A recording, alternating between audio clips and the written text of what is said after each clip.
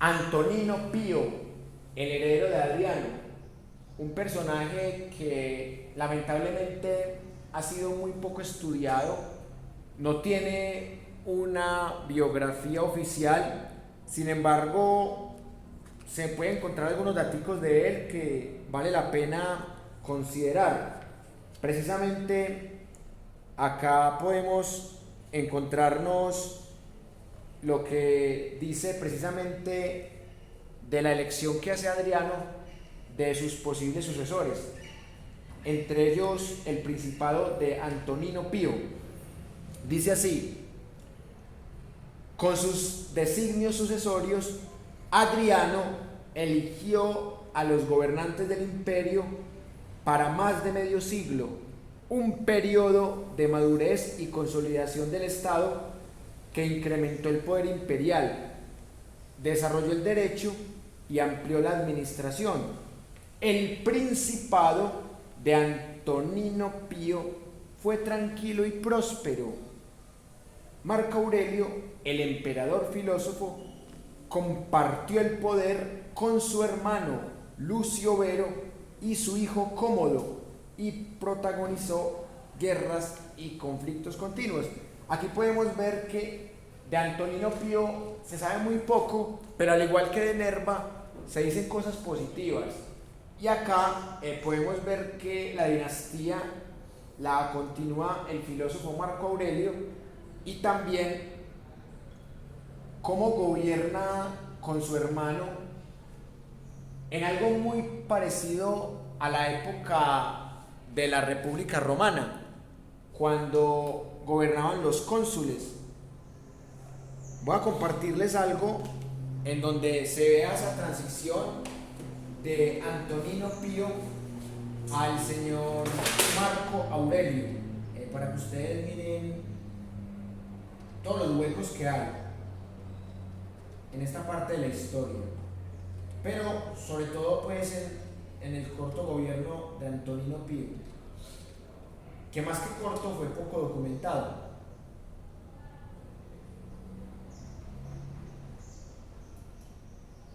Empieza usted.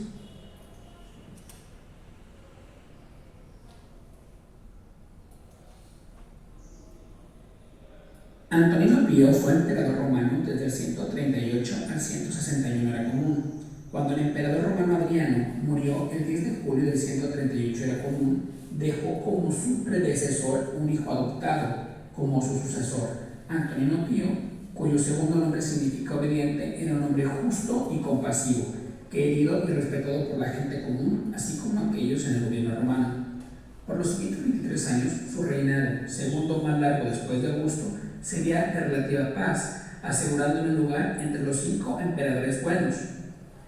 Para sorpresa de todos, no solo Antonino vivió más de lo que cualquiera esperaba, también demostró ser un emperador capaz y dedicado. En palabras del historiador Dion Casio, se dice que Antonio era de mente inquisitiva y no se mantenía al margen de alguna investigación cuidadosa, incluso en temas pequeños y comunes. Antonino es admitido por todos por haber sido noble y bueno, ni opresivo para los cristianos ni severo para ninguno otro de sus súbditos. Poca información ha sobrevivido sobre Antonino y su tiempo en el poder.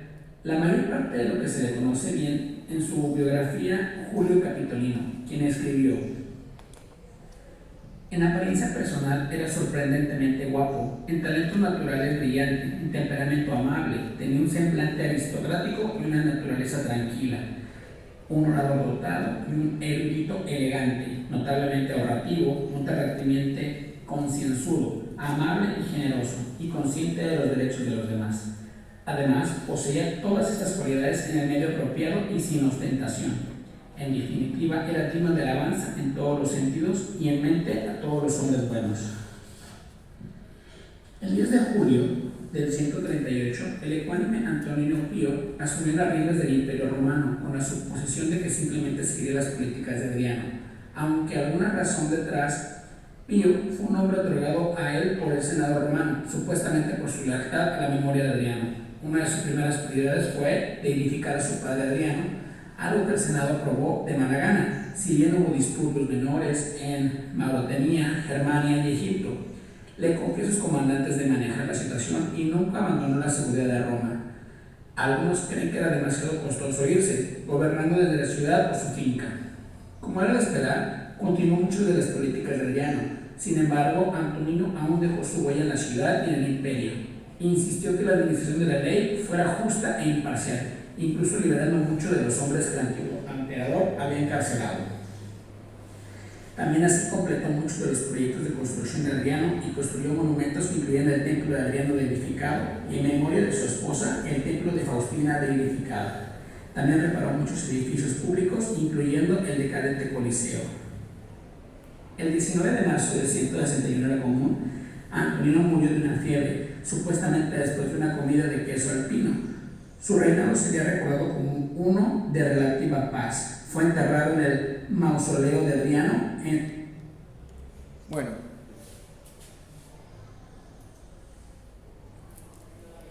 miren que prácticamente no dicen nada.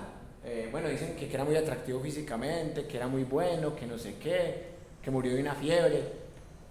Pero miren ustedes lo poquito que se sabe de Antonino Pío. Y uno busca aquí, por ejemplo, en este libro, y dice Antonino Pío Tito Aurelio Fulvio Bollonio Arrio. Y acá pues sí por lo menos le dedican más páginas a este señor, pero tampoco es que se diga la gran cosa. Solo se le clasifica como uno de los, entre comillas, buenos emperadores, al lado de Nerva, de Trajano, de Adriano. Y acá, por ejemplo, quiero compartirles algo que dicen la paz romana de Antonino Pío. El reinado de Antonino Pío fue el más tranquilo del periodo. El emperador pudo festejar en 147 el 900 aniversario de la fundación de Roma, satisfecho de la misión que la ciudad eterna cumplía en el mundo.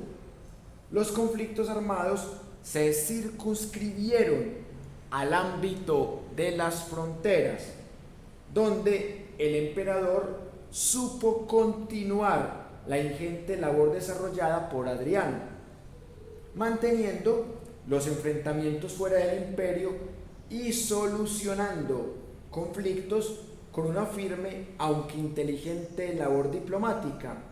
Así lo demostró en el tratamiento del problema de los cuados en el Danubio, para quienes nombró un rey de su conveniencia, 140-141, y en la cuestión armenia, que también resolvió mediante la designación de un monarca prorromano, 144.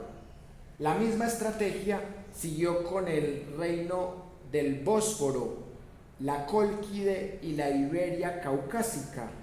También evitó el enfrentamiento en la frontera oriental con los partos, cuyos reyes Vologases II y III hicieron preparativos para la guerra.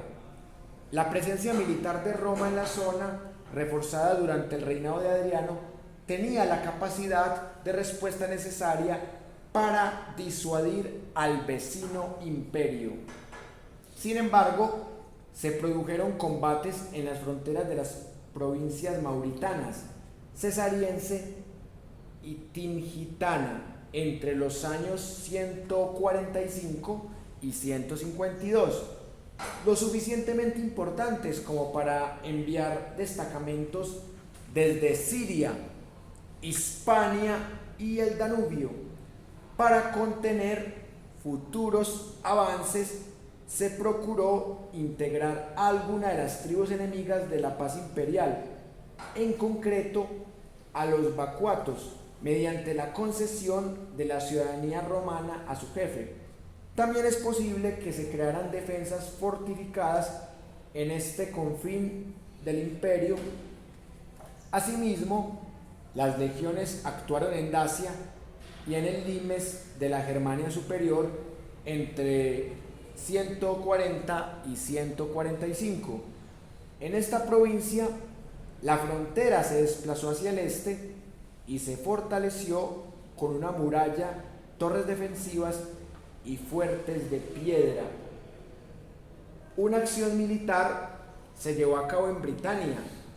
El legado Lolio Úrbico había derrotado a los brigantes a comienzos del reinado de Antonino Pío, y a continuación, entre 139 y 142, se encargó de erigir una cinta murada de unos 100 kilómetros de extensión al norte del muro de Adriano. La construcción se elevó entre los estuarios del Forth y del Clyde. Su diseño imitaba al del anterior, pero no llegó a ser tan imponente, pues consistió en un talud de tierra de unos 4 metros de altura, con núcleo de piedra que estaba protegido por un ancho foso y cuarteles fortificados, situados cada 3 kilómetros aproximadamente. La pacificación de la zona no se consiguió y siguieron los enfrentamientos. Las acuñaciones romanas de 154 y 155 festejaron el sometimiento de la isla, pero por las mismas fechas las legiones fueron derrotadas en Trimontium Newstead, un fuerte emplazado entre ambas murallas. Poco después, el muro de Antonino fue abandonado y se incendiaron las fortalezas, aunque se desconoce si la destrucción la provocaron los propios romanos antes de retirarse o sus enemigos. Las fuentes mencionan asimismo otros disturbios en Judea, Grecia, Egipto e Hispania, que sin embargo no amenazaron la tranquilidad interior del imperio, salvo en un ámbito local, pues se rompieron con diligencia. Y acá, esta es una de las imágenes que queda de Antonino Pío, muy parecida a la que estamos viendo ahí. Y acá ya sigue el reinado de Marco Aurelio, el emperador sabio. Entonces miren ustedes que a Antonino Pío apenas le dedican un párrafo, y es porque del hombre se sabe muy poco, pero sí se sabe que tuvo un gobierno muy tranquilo, muy acorde con la paz romana, y que además fue un tipo que tuvo realmente una gran pacificación a pesar de ciertos enfrentamientos internos. Y miren lo que dicen acá, finalizando lo de Antonino Pío. Este emperador protagonizó el reinado más largo desde Augusto, superando en 2 meses el de Tiberio. Tras detentar el poder durante 23 años, Antonino murió de unas fiebres y fue enterrado en el mausoleo de Adriano. Esta estatua de mármol perteneció a la colección Ludovici, Museo Nacional Romano del Palazzo Atens. Miren que el tipo gobernó 23 años, pero aún así se sabe muy poco de él. Con Nerva es entendible, porque el tipo apenas gobernó 2 años, estaba muy viejito, pero con este Antonino Pío no es tan entendible porque son 23 años. Y hasta esa fecha, como muy bien lo dice aquí Nat Geo, él fue el único que estuvo cronológicamente comparable con Tiberio y con Augusto en duración de su reinado. Miren que no necesariamente un reinado largo es equivalente a dictadura. Ahora quiero que miremos un testimonio de Marco Aurelio, el emperador filósofo, el emperador sabio, otro que también, como ustedes pueden ver, goza de bastante buena prensa. De Marco Aurelio vamos a ver este pequeño testimonio. Este no.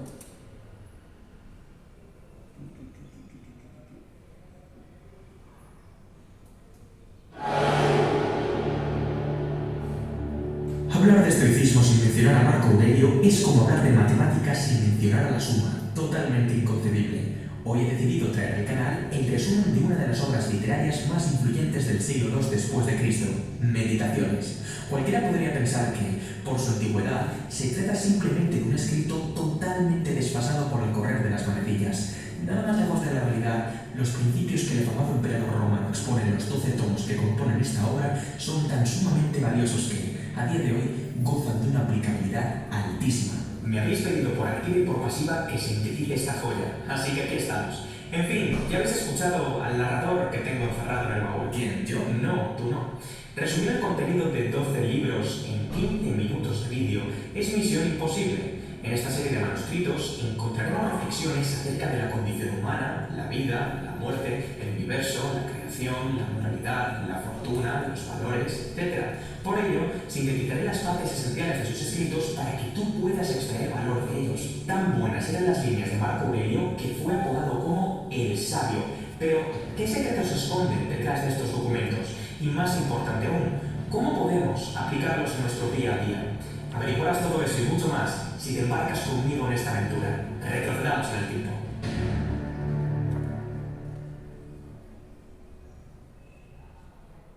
Principio 1. Muestra respeto por tu persona. Cuando recibimos una crítica por parte de un tercero, dos opciones quedan sobre la mesa. O bien es cierta, o bien no lo es. En el primer caso, no tenemos derecho alguno a quejarnos. Y en el segundo, han caído presos en una equivocación. Dicho esto, ¿por qué habríamos de alterarnos emocionalmente en cualquiera de las dos situaciones? Incluso si la otra persona está realizando un juicio de valor malintencionado, es decir, está mintiendo adrede, la reacción emocional más inteligente no es la ira, ni tampoco la tristeza. Más bien, deberíamos sentir admiración porque corrige un error en nuestras creencias, valores y conducta, a la par que deberíamos sentir lástima por todo aquel que sienta la necesidad de juzgar a alguien sin conocerle lo suficiente, o en su defecto, de humillarle con falsedades. En cualquier caso, guarda esto en tu mente. Tu opinión acerca de ti mismo tiene más peso que la opinión de los demás acerca de ti mismo. El sabio afirma con entereza: nunca dejará de sorprenderme el hecho de que nos amemos más a nosotros mismos que a otras personas, y al mismo tiempo valoremos su opinión acerca de nosotros mismos más que la nuestra. No. Bueno, quiero que analicemos un poco esta premisa, que me parece bastante interesante. Esta también es otra forma de pensar la historia, muy parecida a la de Margaret Yourcenar con Memorias de Adriano, porque es una forma de darle clic a lo que la otra gente pasa derecho y se queda en el dato. Esto es decir, más allá del dato, es pasar del dato a la información, de la información al conocimiento, del conocimiento a la ciencia y de la ciencia a la sabiduría.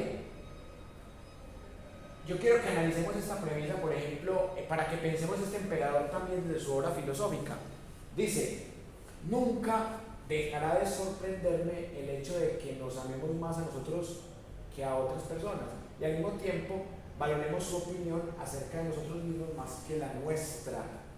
Es una paradoja, porque cuando somos egoístas también puede ser un síntoma de que nos amamos en exceso a nosotros mismos. Pero existe la vanidad, que según el psiquiatra argentino José Ingenieros significa depender de otros para tener buena autoestima.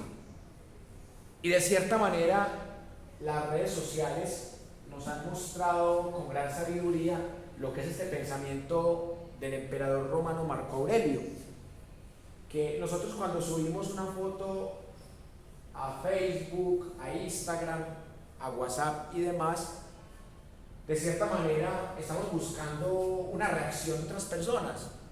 Y hay estudios que han mostrado que no es lo mismo cuando uno saca 1, 2 o 0 reacciones a cuando una foto saca 100, 500, 1000, 1.000.000 de reacciones. Por eso esa filosofía antigua del sabio emperador romano Marco Aurelio hoy tiene más vigencia que nunca, porque seguimos teniendo nuestro ego. Algo de amor propio debemos tener. Hasta para suicidarse se requiere, entre comillas, algo de amor propio, pero un amor tóxico por sí mismo.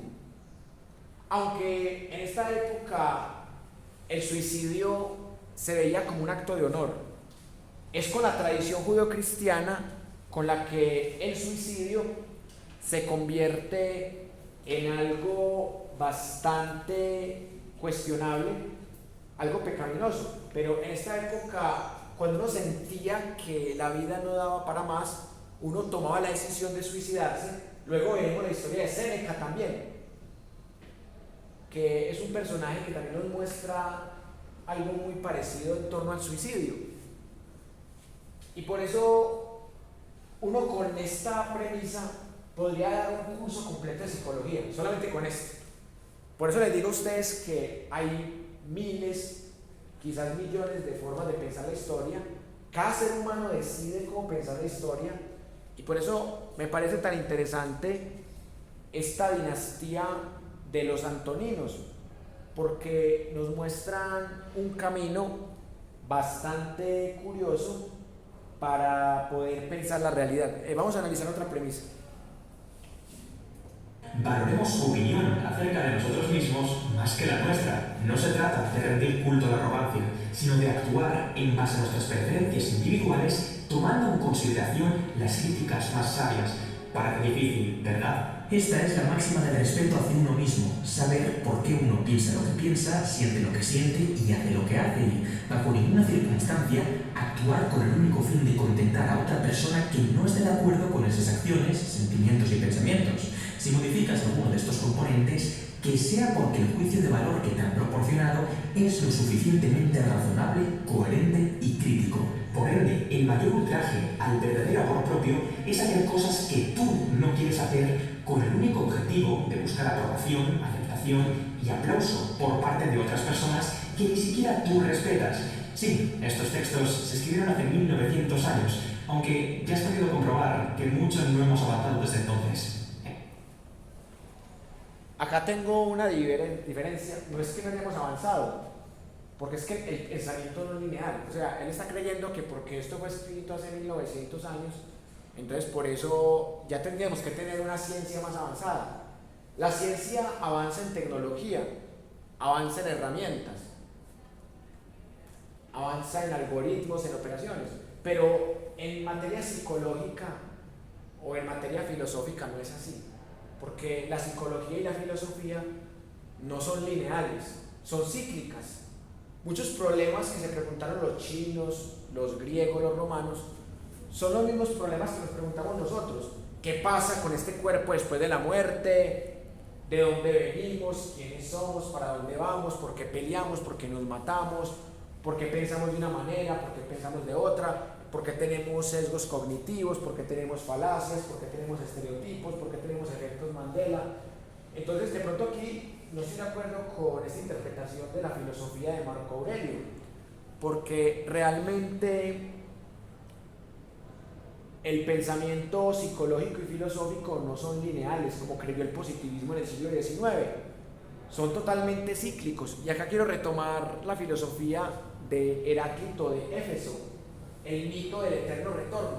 O sea, siempre estamos dando vueltas y retornamos a lo mismo, que son las preguntas de siempre. ¿Qué es el amor? ¿Por qué amamos? ¿Por qué morimos? ¿Por qué estamos en guerra? Y por eso la filosofía romana es totalmente actual, no es anacrónica. No es anacrónica utilizar la filosofía romana para pensar la actualidad, ni tampoco es anacrónico pensar la actualidad desde la filosofía romana. Por eso hoy quise traerles ese método de la dialéctica pasado-presente del historiador Jacques Le Goff, porque es precisamente esa oportunidad que tenemos de ir más allá de los datos, de ir más allá de fechas, de personajes, de guerras. Y por eso este curso se llama Pensar la Historia. Este curso no se llama Historia, porque si se llamara Historia sería algo muy cronológico, como lo que hemos visto en gran parte de los testimonios, no algo reflexivo como nos permite este estoico llamado Marco Aurelio, que sabemos que los estoicos buscaban la virtud y que los estoicos, como lo vimos en la clase de Grecia, siempre estuvieron en constante contradicción con los epicúreos.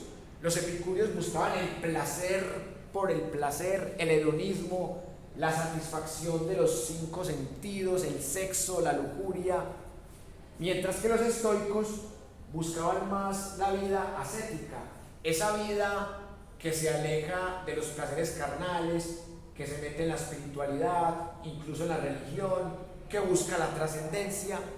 Y ahí podemos encontrar el gran aporte filosófico de la obra de Marco Aurelio, que aquí vamos a detenernos más, porque de esta dinastía de los antoninos solamente nos faltaría Marco Aurelio y Cómodo, porque ahí ya de nuevo hay una ruptura en el Imperio Romano. Entonces les invito a que en el siguiente bloque terminemos de analizar un poco la filosofía de Marco Aurelio y que rematemos la clase de hoy con el gobierno de Cómodo, porque sobre Cómodo también se tienen bastantes fuentes, referencias historiográficas. Incluso en Netflix hay un documental muy completo de Cómodo. Es bastante largo, como esos que hemos visto de Calígula, de Claudio, de Nerón. Y por eso es tan interesante esto, porque con unos tenemos muy pocas fuentes, muy poca información, pero con otros tenemos una serie de premisas que nos darían para pensar toda la vida. Así que les invito a que sigamos en el siguiente bloque analizando la filosofía y la vida de Marco Aurelio, al igual que su gobierno, y también que conectemos con el gobierno de Cómodo.